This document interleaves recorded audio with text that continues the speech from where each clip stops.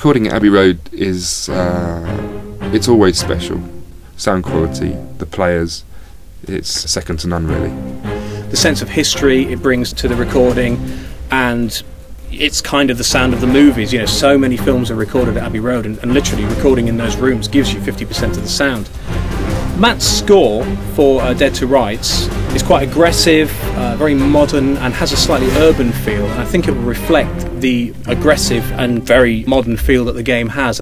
It's got this slightly oppressive feel to it, this sort of dark, almost film noir emotion coming through from the score. What I wanted to achieve with the music of Dead to Rights is to create a score that was dark, aggressive and modern.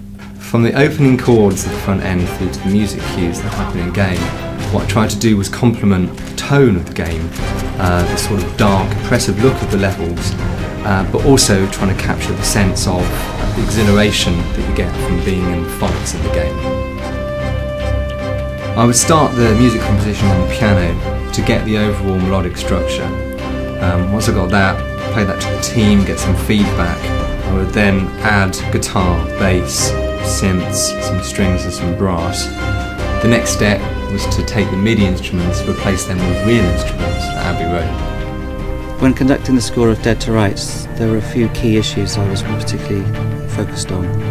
There are lots of very short notes, lots of repeated quavers, lots of attack notes, which I really wanted to make sure were together, and that the string players used a sound that made these notes sound aggressive and sinister and menacing. With the brass, firstly, that in sounding heroic, the brass didn't sound triumphal. It wasn't that kind of hero. This is very much an anti-hero. The second issue was with the French horns, lots of low notes, which are very difficult to produce live, over and over again in a recording session situation. So I was particularly keen that the articulation of the low horns was accurate and together and clean and in tune. Here, you point it in that direction, and you pull this to make it go bang.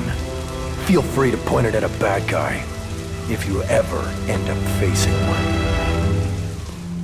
I want the music in Dead to Rights to emotionally connect to people, which is what music should always do. I'm hoping Matt Black's music will bring aggression and a kick-ass mentality to Dead to Rights. We arrest people, we bring them in, and we question them.